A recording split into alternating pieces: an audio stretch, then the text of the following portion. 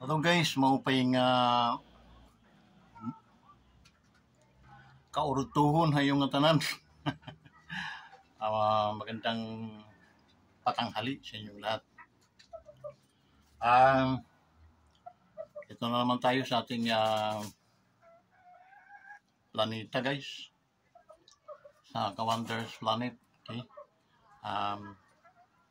Shout out sa inyong lahat, sa mga solid Ka-Wonders, ating mga kaibigan, mga mag-anak. Dida samar ngan liti, no?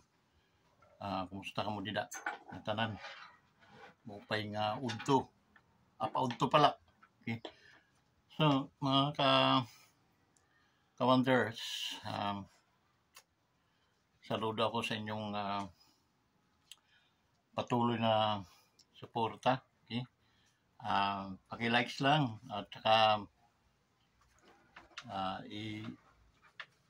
i-likes ninyo yung ating din i-share para maraming makapanood sa ating mga videos. Guys, katulad ng ating mga kapulisan din, men and women sa ating mga kapulisan, shout out sa inyong lahat guys. Sira na yung ating kalo. Yan, no? Pero ganyan na lang. Medyo may dating. Ang ating mga ka-OFWs nga pala sa mga scattered around the world, no?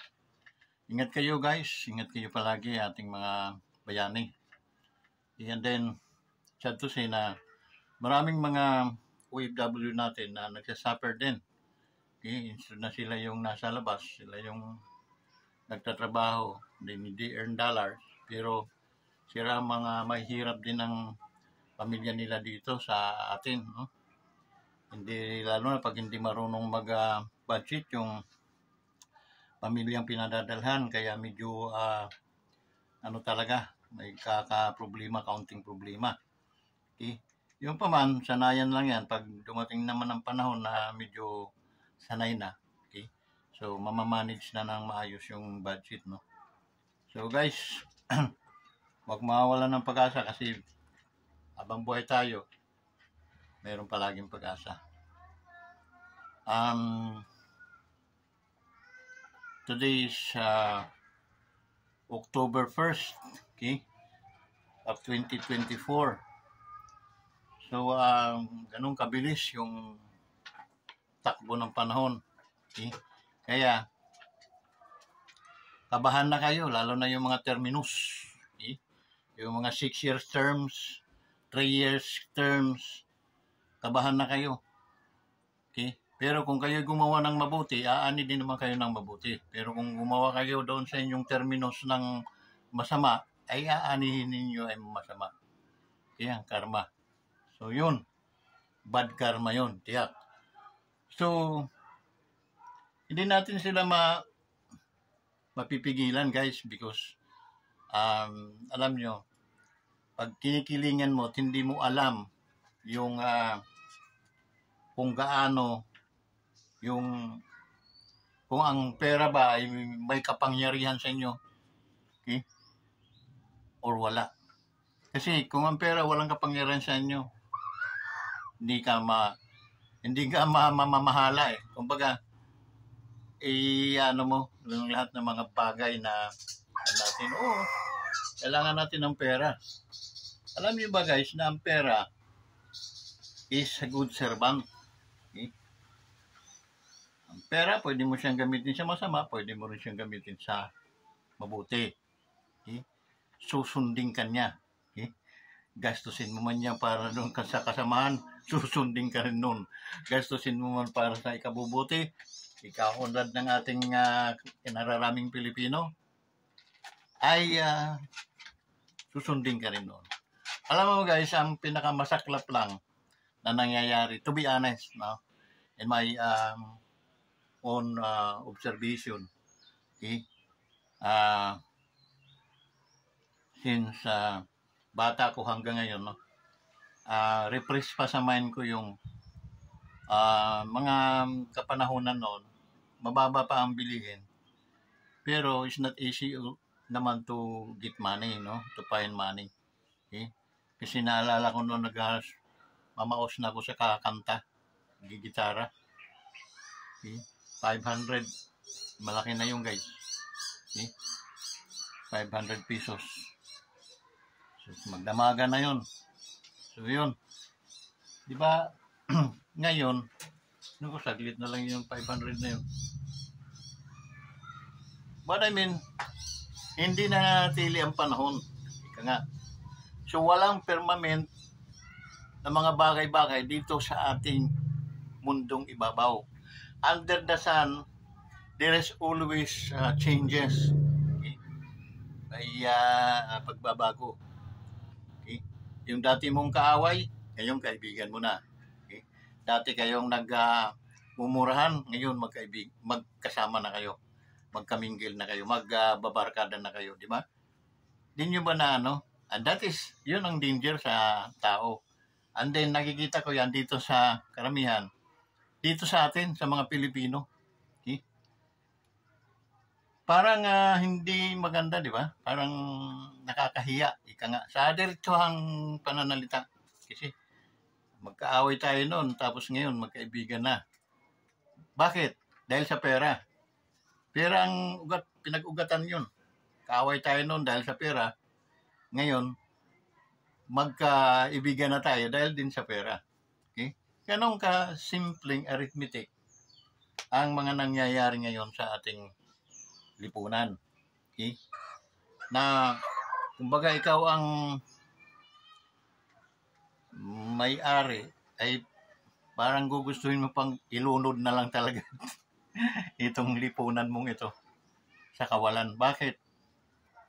Hindi po maganda. Ang isang taong plastic, ang isang taong ay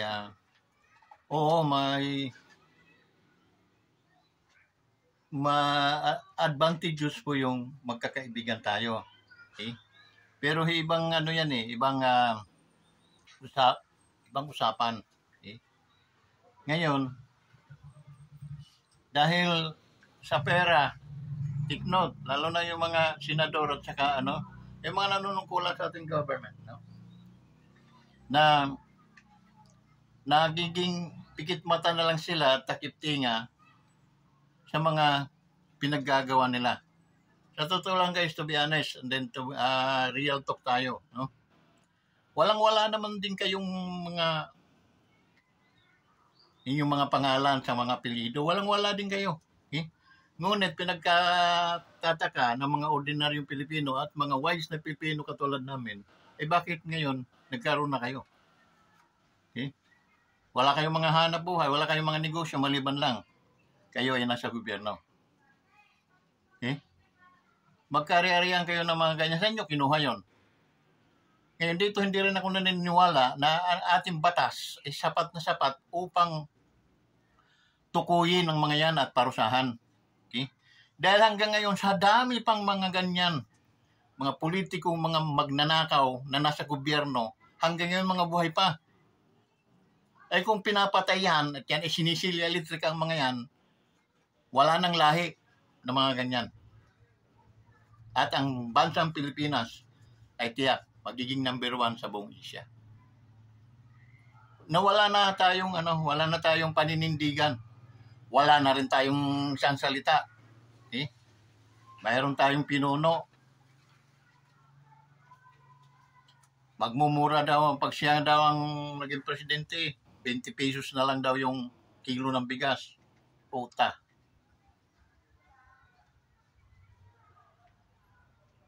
Nung nangyari, for a matter of 3 years, ni isang project, wala. Ni isang pampalubag loob. Okay, na dinudugas yung mga pera ng ating bayan, pero asan ang mga proyektong mga dapat ninyong ipresenta sa ating mga kababayan? Wala. Wala ba tayong batas na pag hindi naka-perform o deliver yung mga inalal natin, ay pwede natin silang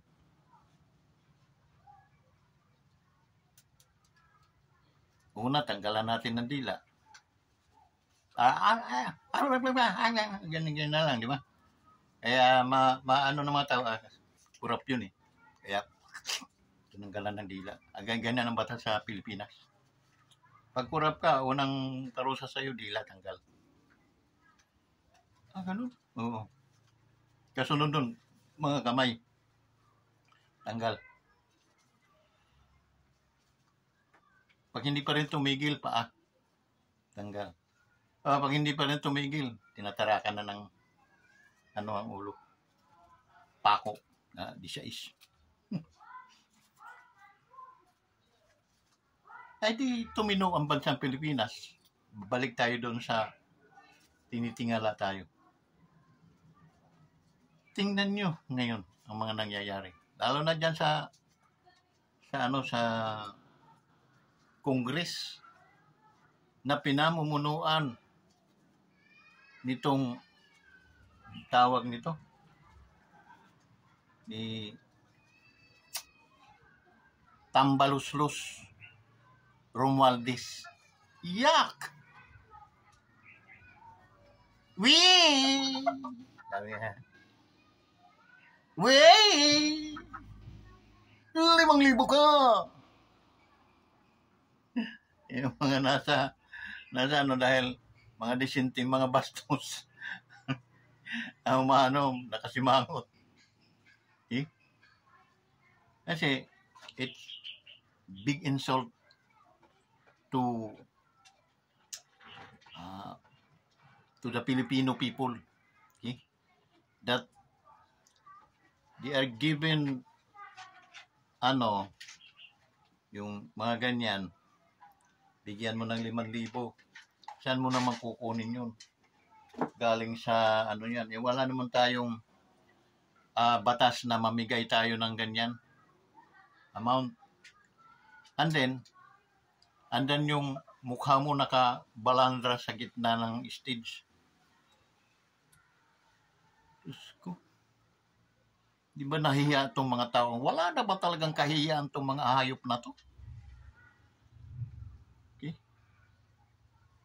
Meron pa dyan. Tingnan mo ang mga panguugali ng Pilipino, no? Na dapat mabago. Mababago lang natin yan kung ibibitin natin. Bibitayin natin yung mga taong mga ganyan. Yung mga tulpo. Yung si Erwin Tulfo na yan, halos himudin ang talampakan ng Pangulong Rodrigo Duterte, former president natin. Sumipsip yan, mas masahol pa yun sa susuot linta. Okay? Kaso, hindi yan naaprubahan sa kanyang pagiging,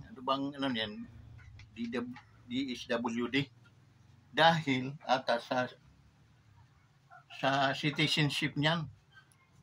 Yung unggoy na yan, ungas na yan ay American citizen pa ata yan, no? So bawal talaga yun, kaya hindi yan lumusot sa na naging isang sekretary ng DSWD. Okay? And then tatakbo ata ng senador. Diyos ko, guys, ito, no? Ngayon pa lang, umuha na kayo ng sa bawat dyaryo na makikita nyo, ikisa na ninyo ang mga yan. Wala talagang saysay yan. At ang panguugali, ang mga traidor na mga tao, wala pong puwang dito sa ating bansa. Okay? Wala pong puwang. Ikisa na po ninyo yan. Means, wag po ninyong patikimin ng boto. Okay? I-shoot po natin sila sa Urodoro. Okay? Medyo refresh pa sa atin yung 8 diretso. 12 diretso naman ngayon sa Urodoro. Okay?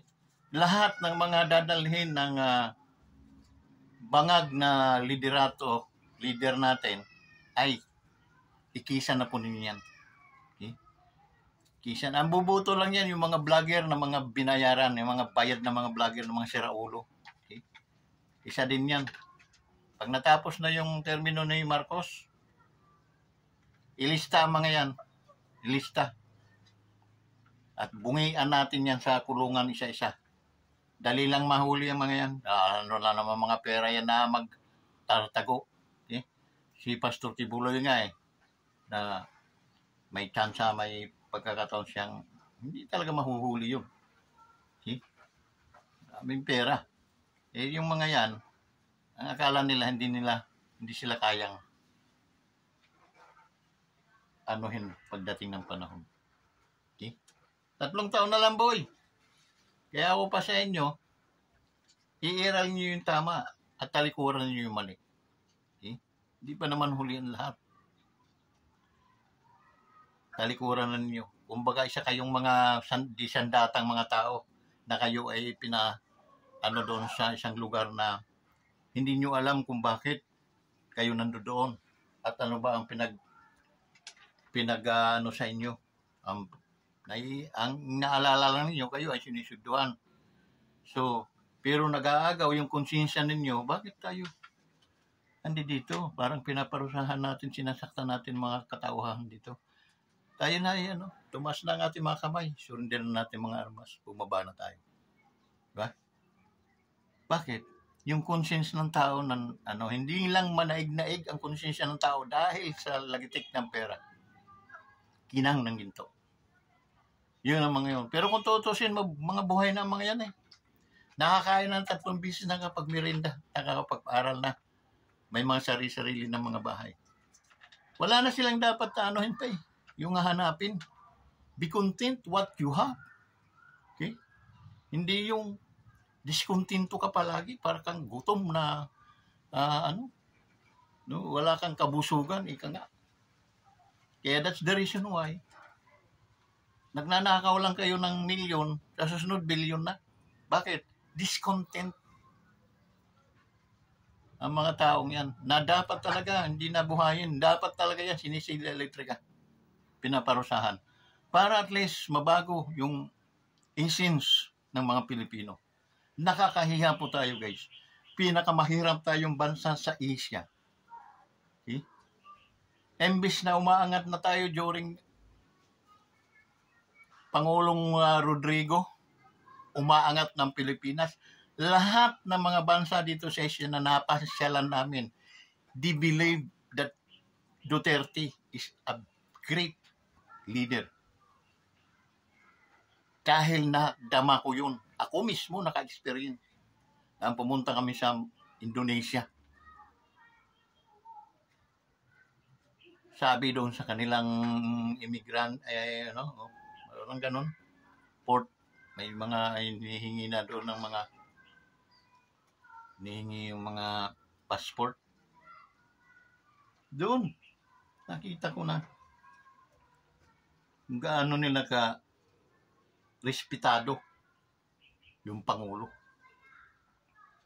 So, ngayon, balik tayo. Tingin sa atin ng yung mga salaulan na lahat. Kasi, kahit mga alagad ng Diyos, basta nasa Kongres, nahawa, tinatalikuran ng pananampalataya, at natutukso doon sa mga kalansing ng pera o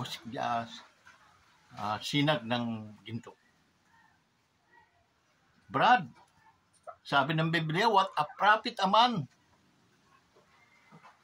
that you gain the whole world. Lahat ng yaman ay nasa iyo. Lahat ng karangyaan ay nasa iyo. What a profit a man if he gained the whole world, but he lost his own soul.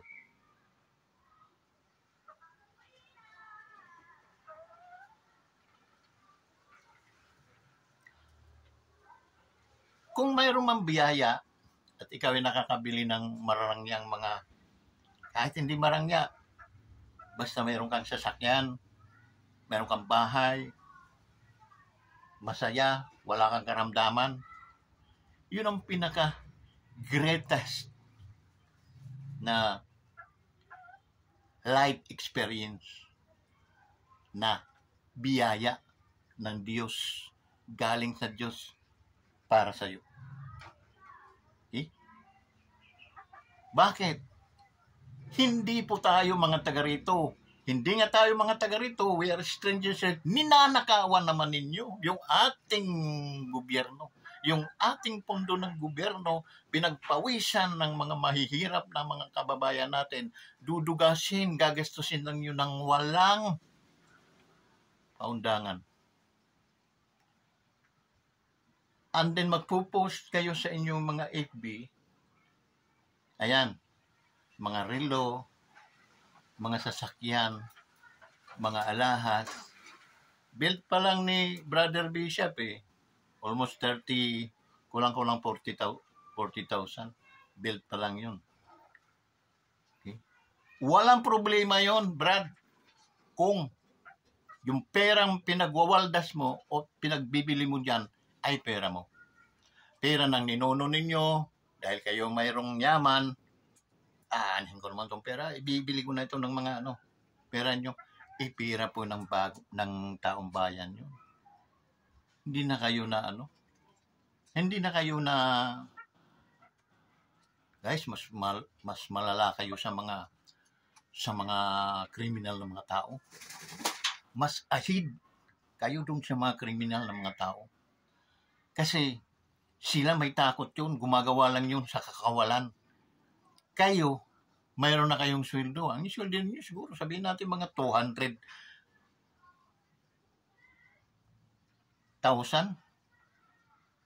Parang ganun, no? May 10% kayo sa mga projects na bibigay sa inyo. Bukod nun, kung hindi man kayo mangurap, gagamitin niyo yun, itutulong niyo sa inyong na maraming makikinabang. Di ba?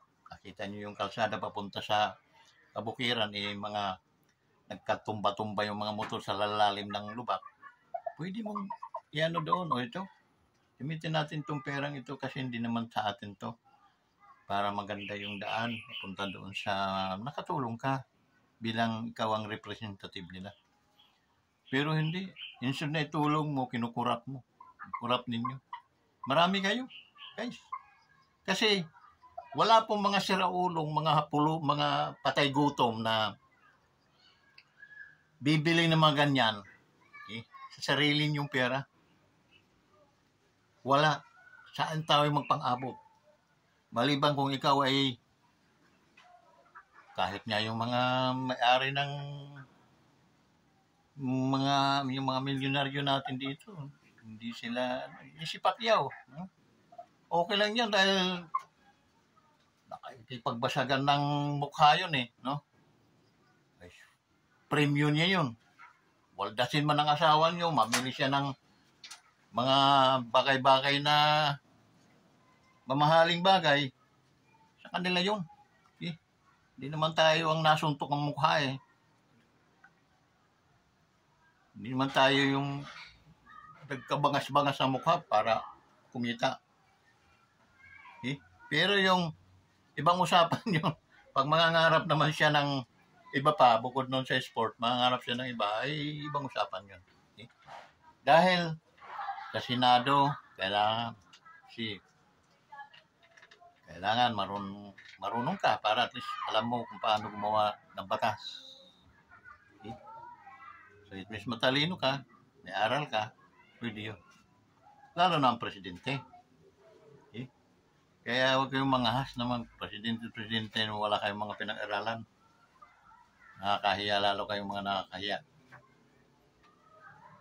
So, yun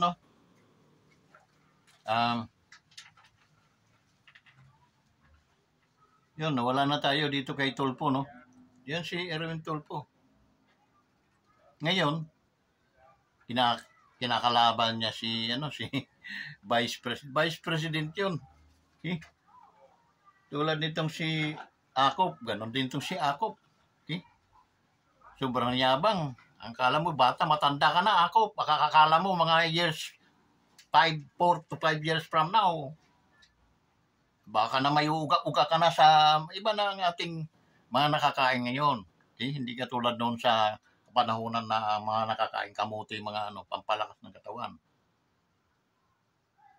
Yung edad mong yan, Akop, huwag mong iabuso.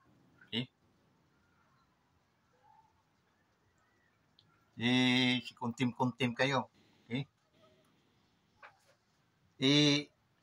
Yung mga ginagamit yung example pag kayo ay ano, at ang dating nyo para kayong mga hukom, mga animal kayo, hindi kayo mga hukom, kayo dapat ay ginagawa niyo yang kayo ay ano sa mga ano para makagawa kayo ng batas.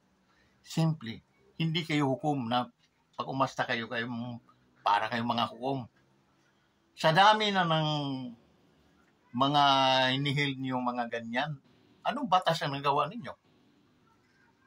Ginagastos. Punyeta kayo, di nyo alam na malaking gastos sa bawat ano ninyo ng ganyan. At hindi, yung nanggaling sa bulsa ninyo, hindi yun sabihin na may kaltas tayo sa salary. Bakit? Patawag tayo ng hearing eh. Okay? Hiring-hiringan. Okay? You are exercised to abuse your position. Oh my God, wala ba tayong kaso dyan? Abogado ka, alam ko. Pero abogado ka, nandiyan ka sa ganyang supposed to be, pagsisilbihan mo ang taong bayan dahil ang taong bayan ang nagpapaswindo sa inyo at linalamon nyo ng pamilya mo, pati ikaw. Brief, medyas, dyan mo kinukuha. Taong bayan, buhis nang gagaling yan.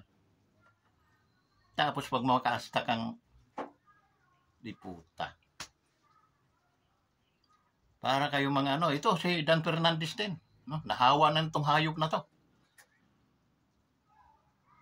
Kailan lang, mga 10 years ago, humanga ako dyan sa animal na yan.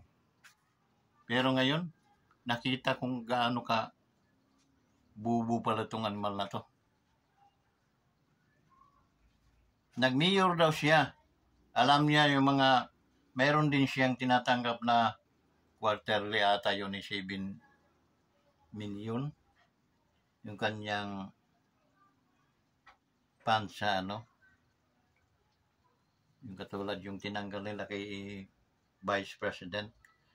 Kaya yung budget hearing na supposed to be, they are in line lang ang kanilang pag-usapan sa budget ng Vice President.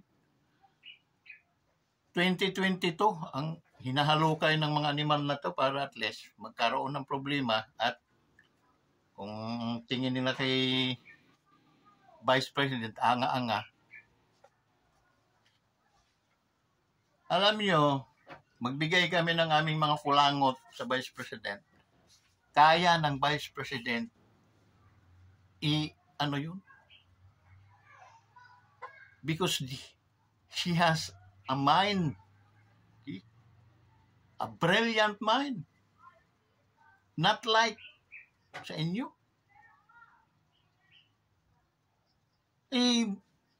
Nag-mayor ako eh. Kaya alam ko yung mga ginagastos dyan sa na yan. Meron din akong natatanggap na yun doon sa fund na yan, Tagong fund. Ang problema, bubo, ang utak mo siguro kinalat mo na rin sa kalsada. Take note, Dan Fernandez, Real talk tayo.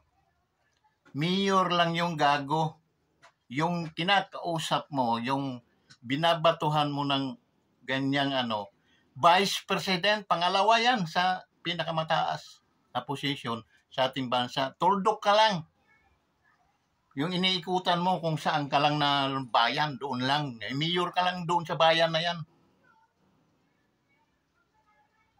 Ang ini-example mo na ako nagganon din kasi ako kaya lang kabubuhan tong animal nito. Vice President yan, buong Pilipinas. At hindi naman lingid sa'yo. Mas mataas pa ang botos niyan kaysa presidente ninyong bangag. Okay? Mataas ang boto ni Inday Duterte. Kaya nasabi kong bangag dahil yun ang kalakaran. Bangag. Imagine magsuna ka lang, 20 million. Tapos lahat ng mga alis-alis mo, mga unang taon, pangalawang taon mo sa pagiging isang presidente, winaldas mo yung gaano kalaki yung perang winaldas mo ninyo sa biyahe-biyahe. Asan yung mga nag-invest? Nag-invest ba na ako yung negosyanteng Rosso? I don't want to invest the Philippines, the president's bangag.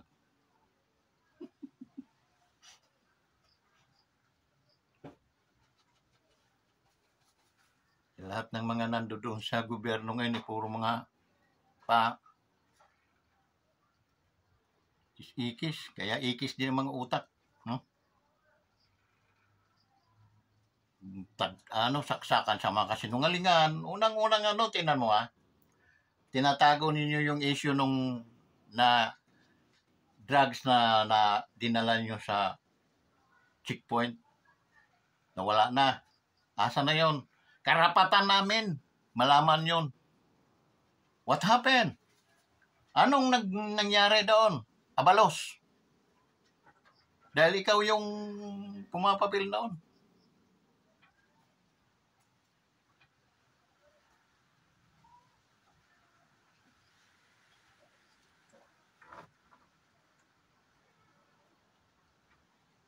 Hindi lang ganoon kalalalalim ang gagawin nyo. Napakarami pa kayong gagawin sa totoo lang.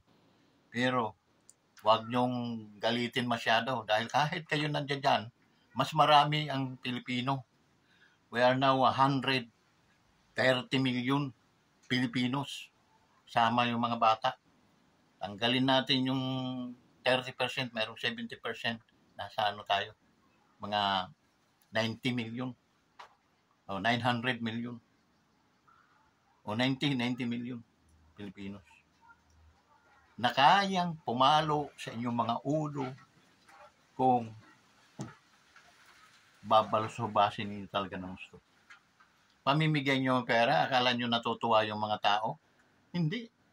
Dahil hindi po sa inyo yan, hindi dapat inallocate ninyo yan sa project na pakikinabangan ng buong Pilipinas, buong Pilipino. Hindi. Bakit? Pinamumudmud ninyo para at least bumangon yung mga pangalan at andyan yung isang malaking dyan, yung baga sa yung ebidensya, yung inyong ang kakapal na mukha nyo na nasa stage dinalagay niyo.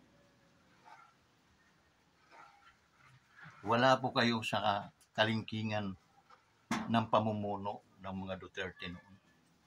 Nang si Pangulong Roque Roa Rodrigo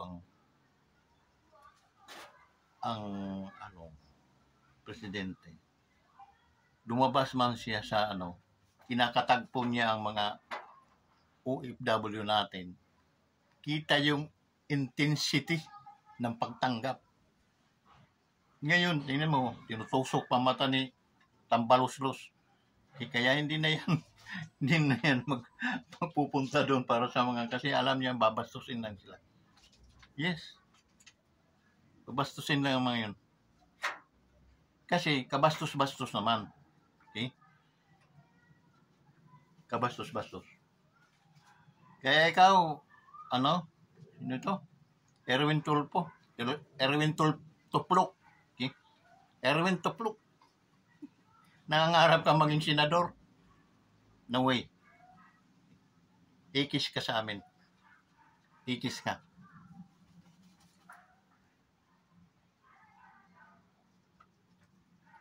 The best senator na pwede naming dalhin at hindi ikinahihiya ay si Marcolita. Yun. Tsaka yun si Herrera. Sino pa? Ang ibang mga taong matitino na nasa Congress ngayon, pwedeng. Si Marcolita rin. Okay? Pwede yan sa Senado. Okay?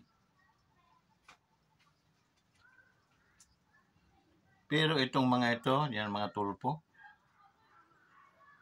kita natin kung gaano ka mga bubo ang ano niyan. Mga utak ng mga yan, kinalat nila sa kalsada. Kaya wala natira. Bubo. Ububs.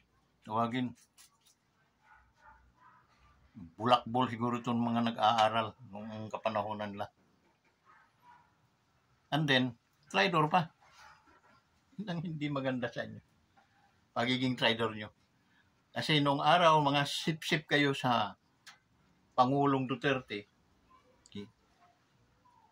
Nang nawala na si Pangulong Duterte, naglundagan kayo na para kayong mga ano. At yan, sumipsip na naman kayo kay Tambaloslos. Tambaloslos hindi presidente yon. Ayaw din naman yung dumikit kay Marcos dahil alam naman ninyo. Baka yun, hindi kayo maunawaan nun. Baka batukan pa kayo. Ay, natatawa ko sa mga ito. Kaya, sira pa more. Sira pa. Instead na ang gagawin nyo, lalo ka na tuplok, no? Dapat, kasi nagpakita ka ng suporta sa mga Duterte noon. Okay? Alos nga, isupa mo muna yung ano, pwede kang kumain sa mga sinusupa ng Pangulo. Dahil sa kasipsipan mo. And then time comes na wala na. Yan. Dito kayo kay Tambalos-los mano dahil ang bilis ng pera, no? Bilis. Ilang bilyonis yung dinala sa Cavite para pamigay doon sa mga ano ni Remulla. Diyos ko. Isa rin yan si Remulla. Okay? Kaya, malapit na ang paghuhukom sa inyo. Nako, maniwala kayo sa akin. Maniwala kayo. Hindi nagkakamali si Kawanders.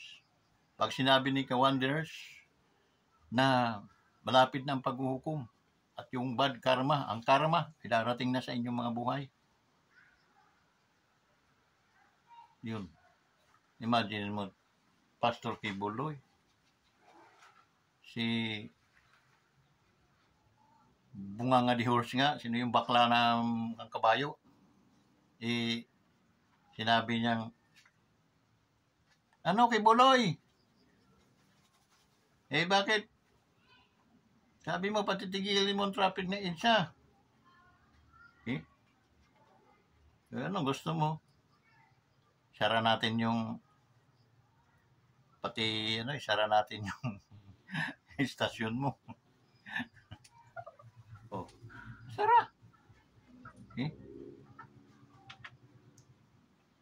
Ngayon, alam niyo ba kung masaya ito si tawagan na lang natin ng bakla ni Horses. May mga tinik na ang buhay niyan, kaya nakakaramdam na yon ng tinik sa buhay. That is karma. Karma. Okay? Kaya,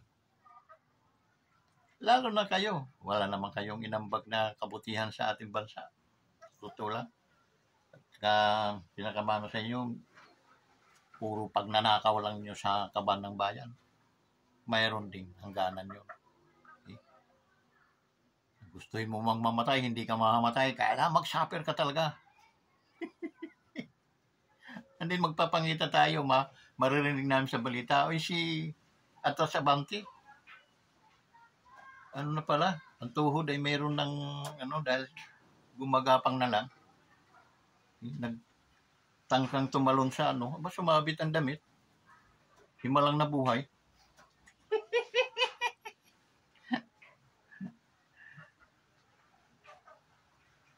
Maging kayo. Sa bawat gagawin yung pagnanakaw, isipin nyo na mayroon kayong nagugutom ng mga tao. Mayroong kayong pinapatay ng mga kinabukasan. Sa bawat pandurugas ninyo sa ating gobyerno, ilagay nyo sa inyong mga isip na mayroon kayong sinisirang mga pamilya, mayroon kayong ginugutom ng mga tao, at mayroon kayong mga pinapatay ng mga kabataan. Bakit? Wala na po kayong pakialam sa katahimikan, kapayapaan ng ating bansa dahil ando na lang nakaprogram sa inyong mga utak yung paano kayo makapandugas sa kaban ng ating lipunan. So hanggang dito na lang guys. At puro na lang tayo kapighatian sa totoo lang. Dahil dito sa ating bansa, pag ikaw ay isang leader, isang government, tapat na manggagawa sa gobyerno, ikaw pa ang kakawawain, ikaw pa ang ididimanda, at ikaw pa ang ipapahiya, ikaw pa ang masisira. Yun po. Pero yung mga magnanakaw, mga balasubas ng mga tao, mga traidor na mamayagpag sa ating lipunan, na dapat yung po ay ma-address at mawala dito sa ating bayan upang umasinso, umunlad uli ang Pilipino. Sara Duterte ang kailangan. 2028 pa nga. Pero pumili tayo ng mga senador. No? 12 senador na kapakipakinabang. Kaya hindi katulad ng mga kina-Untay Virus. Okay? Okay na lang yan. Payag na ako niyan kina Lito Lapid. Okay? Basta si Lito Lapid, pairalin niya ang pagiging bida. Okay? At si, ano ba yan? Si LS Pugi. Instead na bida siya sa mga pelikula. Pagdating dyan sa Senado, para siyang kontrabida. So, walang say-say din. Okay? Wala na nga kayong mga aral, wala na kayong pinag-aralan. Papakita pa kayo ng napaka-lupit na mga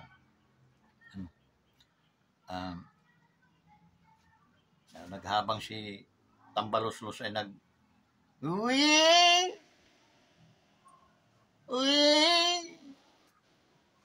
Nakangiti naman si Bong Revilla doon sana. Okay lang, boss. Boss, si senador ka. Tapos yan ay naging kamag-anak lang ni Marcos yan. No? Pero, ano din yan? Kumbaga sa unos, maano din ang mga dinugas ninyo, babalik din yun doon sa kung saan nyo dinugas. Okay? Basta lagay lang ninyo para hindi na kayo makatulog na sa bawat pag-agrabyado ninyo, pag nanakaw ninyo sa kaban ng ating bayan, marami kayong pinapatay ng mga kabataan, marami kayong mga senior citizen na pinahihirapan, at marami kayong mamamayan na walang humpay sa pagmumura sa inyo, mga pinaggagawang mga kalukuhan. Hanggang dito na lang guys. Mga hindi pa nag-subscribe sa ating YouTube channel, subscribe sa Wanderers Motovlog TV guys. Paki-like and share naman para at least kumita naman tayo. Hindi sa magandang paraan ang salaping darating sa atin hindi nanggagaling sa pandurugas. Kaya ako humihingi sa inyo ng tulong na i-subscribe niyo ang Wanderers Motovlog TV. Pasensya na po sa mga na anuhan natin, na reaksyonan, dahil nga hindi na po kanais-nais, sobra na, tama na. Mabuhay kayong lahat. Bye-bye.